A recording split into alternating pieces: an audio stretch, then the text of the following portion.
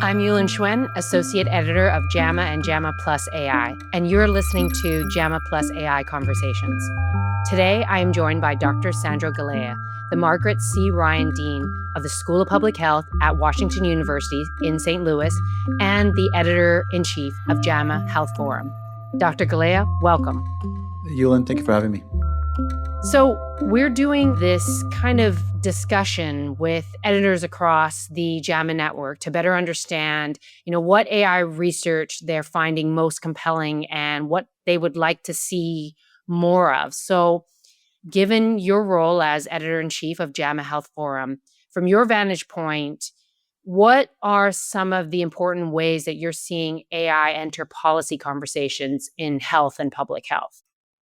Yeah, so we are at JAMA Health Forum, a health policy and health services journal. And we see our work as really understanding the policy and structural changes that can affect the health of populations, as well as the more tactical changes to the health system that can improve the health of populations. And I think AI is going to matter to both those spheres. I'll start with the policy world. In the policy world, I think AI enters both in terms of the infrastructure of decision making and how it influences the structure of the whole world around us, from where we live, where we play, where we work, the resources available to us, all of which affects health. And on the health services side, we are beginning to see this enormous rush of technical questions about how AI influences the patient's interface with the health system, all the way starting from things, for example, like AI scribes taking notes for physicians, all the way to decision algorithms, the extent to which AI is used to help physicians diagnostically, moving then up the chain in health systems around how health systems are structured and how they operationalize the scope of their care. So I think AI is going to be inextricable to both parts of what JAMA Health Forum aims to publish. And I'm looking forward really to seeing these ideas evolve. The things we are publishing now are dramatically different than they were a year ago, which is sort of incomprehensible if you think about it, to have a technology so quickly change the nature of what we're seeing and what we're publishing. So it's almost impossible to predict even what it will look like at the end of 2026, a year from now. It is remarkable how fast it has changed just the landscape of science in general and what people are submitting and what researchers are conducting their research on. So can you kind of give me an example what the articles were like a year ago and what you're seeing now, like what that change you're seeing is? I think if I were to characterize it, I would say that a year ago, we were seeing a rise in more conceptual pieces about this technology is coming. It's sort of here, sort of not here, but coming.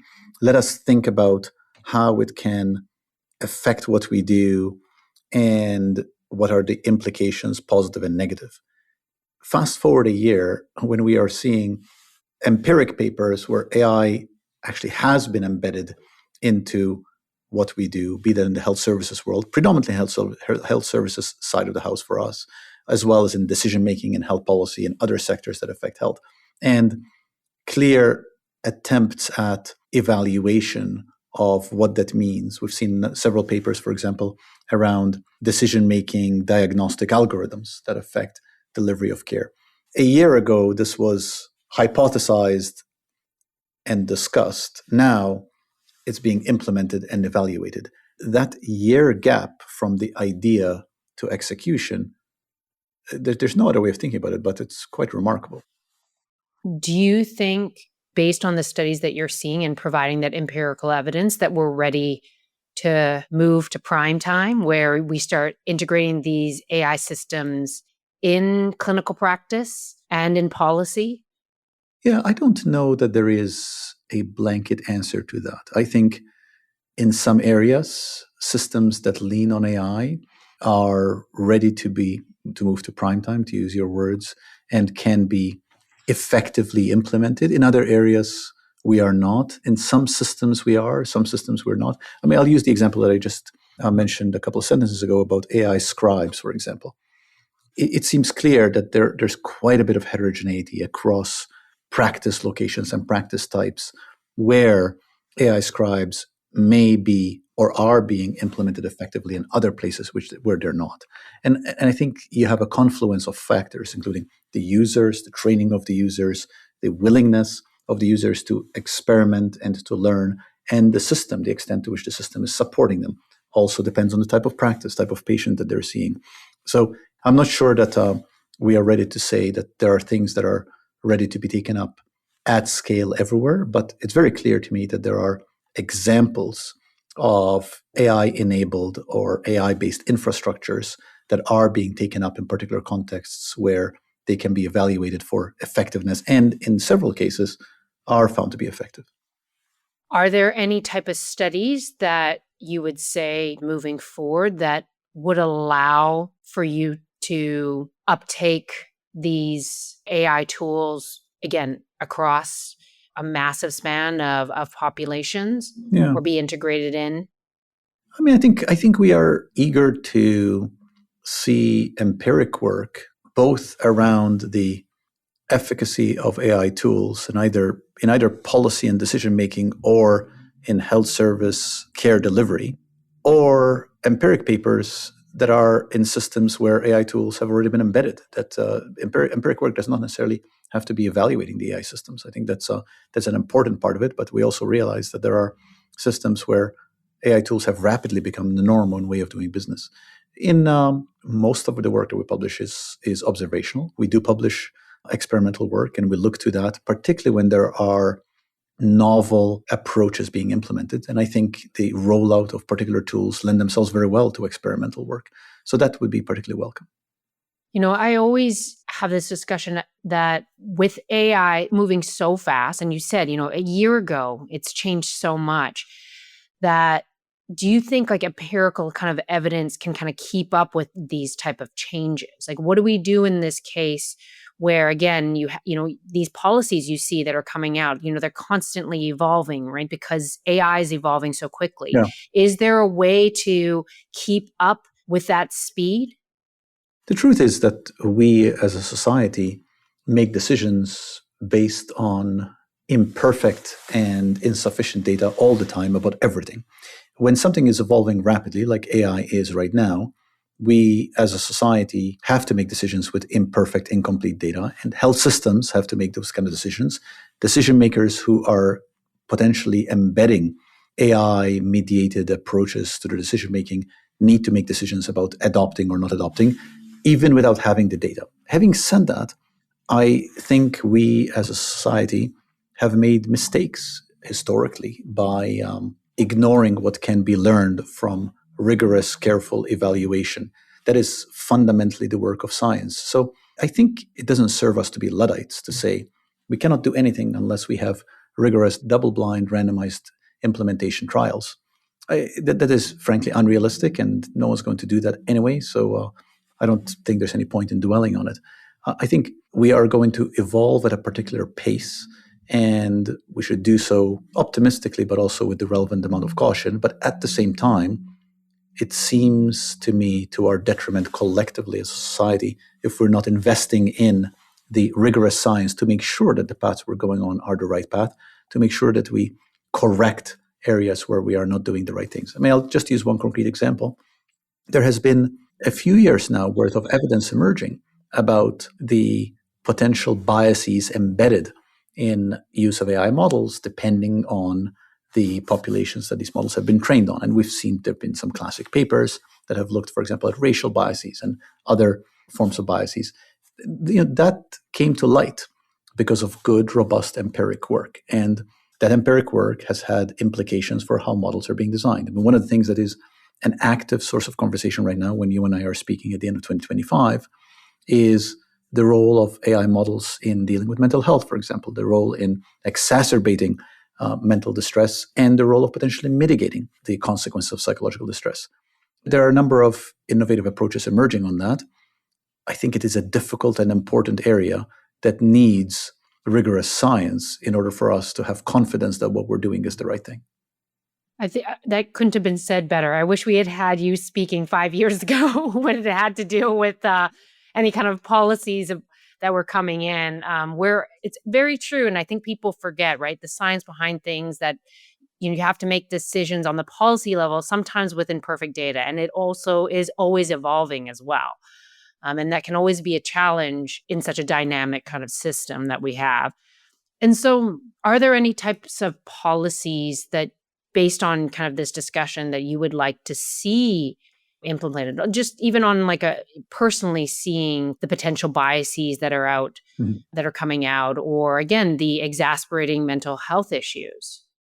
Yeah, I'm not sure. I suspect my approach to this about policies related to AI specifically might be more laissez-faire than some might prefer. I think I have a healthy respect for and humility about the pace of these technologies. I think the technology is going to keep evolving no matter what. So what I would like to see from the policy space is the embedding of opportunities for ongoing evaluation and feedback loops to make sure that we correct as we move forward. I think we often think of policies around the evolution of new technology as barriers, as roadblocks, or as let's say gates where you need you need to show something before technology is allowed to move forward. I just don't think that's realistic. It's going to happen. Technology is going to keep moving forward.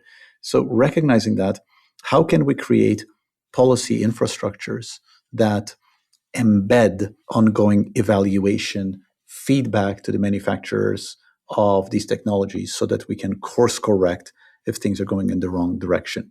And that, I would think, should be win-win, meaning that those who are responsible for developing these technologies should not feel like that is slowing them down. Because I do understand the imperative to be first, to be out there, to be getting your technology out there, and potentially should be embraced by everybody. Because if we are out there, but we are at the same time evaluating, reviewing, course correcting, that should be able to allow us to achieve what we're trying to achieve, which is allow technology to point the way to the future, where we can actually do better, more things for us as a society in the context of health, allow opportunity for people to live longer, healthier lives, but course correcting if we go down the wrong path.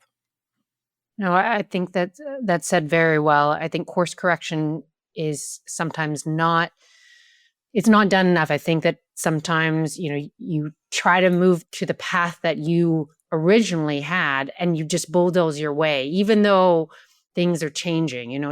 I don't know if you've ever sailed before, but when the weather changes and the winds change, sometimes you have to go a different route. You can't just bulldoze your way through the wind. And so I think that's very important for us to always kind of think about. And so, given everything you said, and you're the inaugural dean of the new School of Public Health at Washington University, St. Louis, how will you integrate AI into education, into research that's happening in the School of Public Health? Yeah, this is an active, very active conversation in my day-to-day space, in my day job here at Washington University. We have launched a process which we call reimagining our public health education to create a future-ready curriculum. Our mission that we have set ourselves is to shift the curriculum from teaching students what to think to teaching them how to think, and to make a core goal of our education this idea of teaching students how to use all tools available to them to grapple with whatever problem they're going to be dealing with 25 years from now, 40 years from now. And obviously, technology like AI is going to be part of their armamentarium. It is a little bit like teaching students how to use the slide rule when a slide rule was invented, teaching students the computer, teaching students how to use the internet when that first came out, and having the humility to realize that we do not fully know what problems they're going to be dealing with. So this curriculum evolution is happening right now. Our goal is to have it fully ready for the incoming class in the fall of 27. The other aspect of it is, how can one embed AI-enabled tools in the act of teaching? So one is to teach students how to think with all the tools available to them. But the other part is, can you use AI-enabled tools to help them learn? And that is, as you know, a brand new space, right? It is literally just beginning to emerge. So as I said, we will have this new curriculum for incoming students in fall 27. We're spending between now and summer of 26 designing it, and then we'll move into the tactics, as in how are we going to teach it.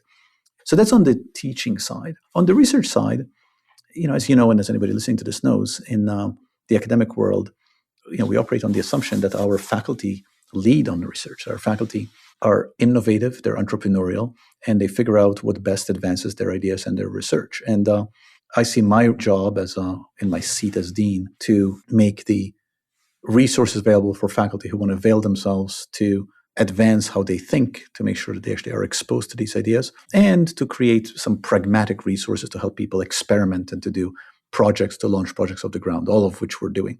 And we're beginning to see this emerge. We're beginning to see these ideas emerge. We have here at the university, we have a couple of centers for health and AI, one in medicine, one based in engineering that we partner with. And all of these centers are serving the function of catalyzing new ideas around AI. And I am beginning to see them. It's almost every day that I see new projects coming from our faculty that make me stop and think and make me think, wow, that's interesting. That I did not think that was possible 3 months ago.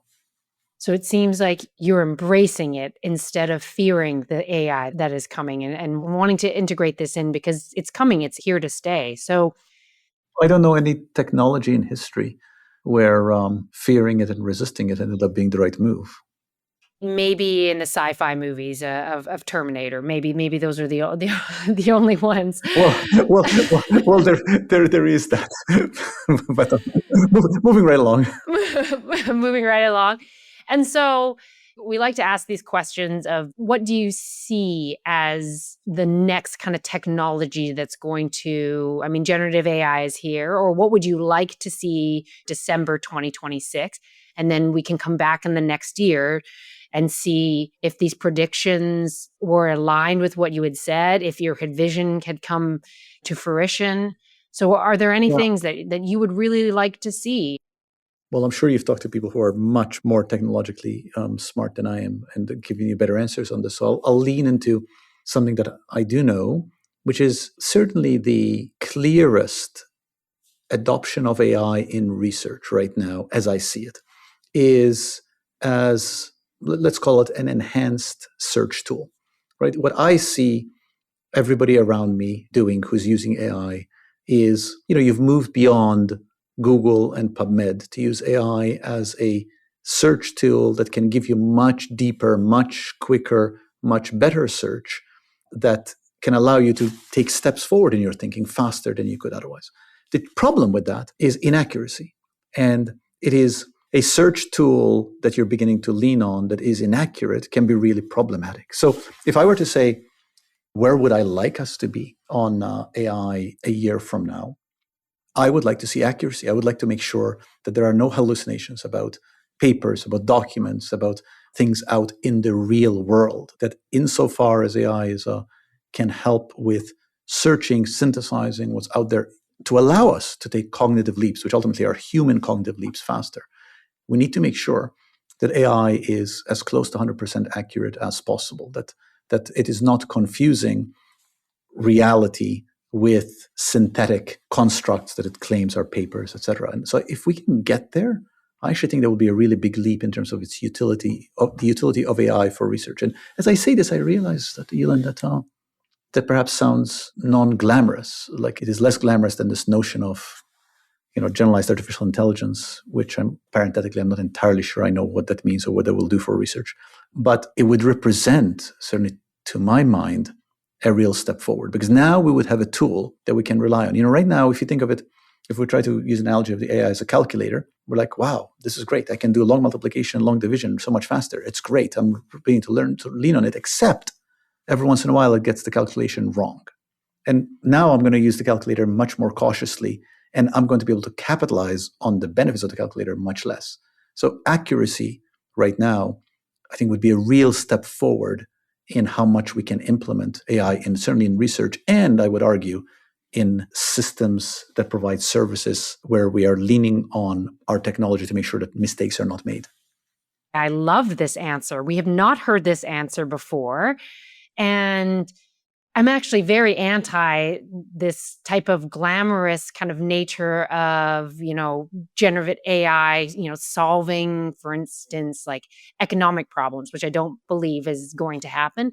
But I think coming back to this point of when you talked about just the importance of rigor and scientific rigor in our studies. And that is related to accuracy. And I think that it especially is true in an era where I think misinformation is deadly, to be honest with you. And so let's make sure that these tools are accurate and providing at least information that is correct and that it is not perpetuating any misinformation that I think is already clouded and infiltrated, just so many areas of both research and life. And I'm very happy that you said that answer.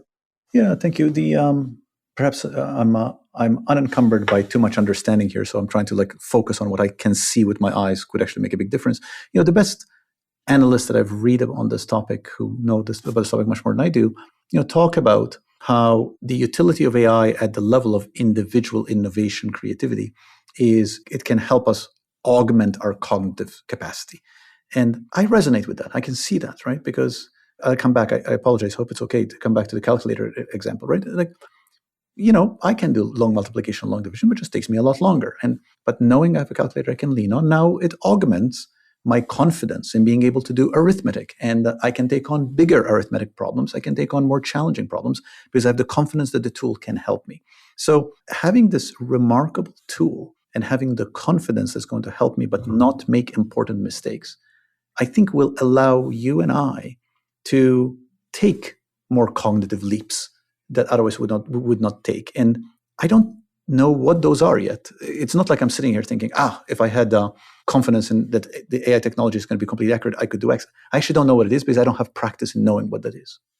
I think that if we do see it actually be more accurate, you're absolutely right. I think that we're able to make those cognitive leaps because right now I do feel that, as you said, if they're making errors, you're going to be less confident in it. And then it actually, for me especially, as an example, is, when I'm using the AI, I check it. And it's kind of similar to a student where it takes more time than to check the work than it is just to do the research yourself, right? Or to write something yourself that is accurate because of the work that you've put into it and the research that you've done.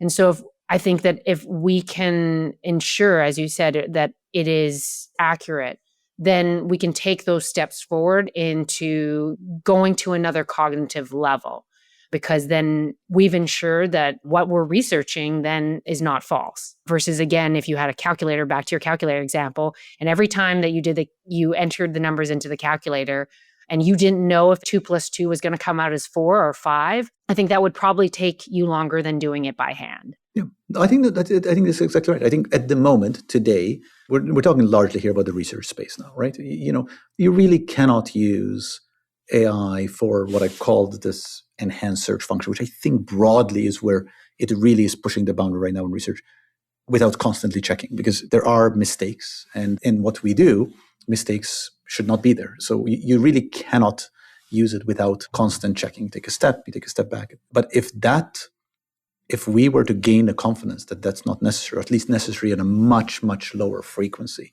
I think it will unleash innovation and creativity in the space that we occupy, in the health and population health research space.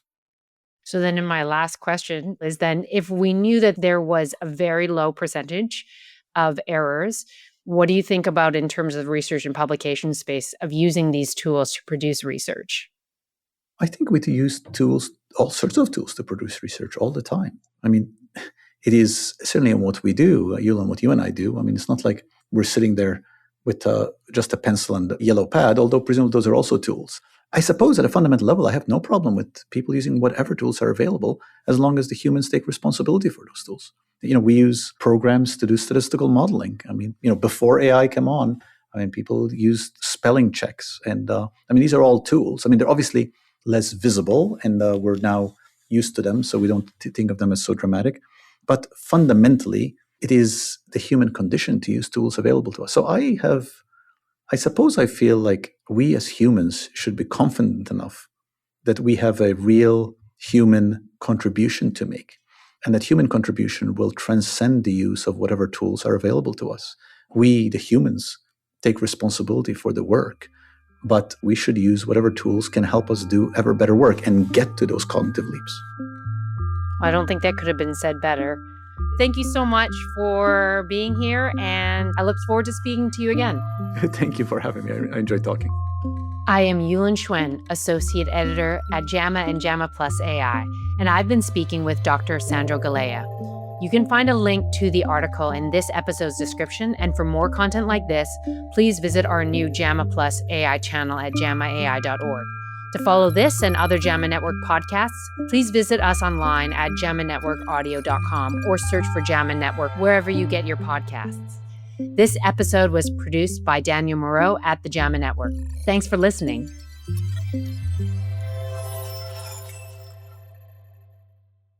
This content is protected by copyright by the American Medical Association with all rights reserved, including those for text and data mining, AI training, and similar technologies.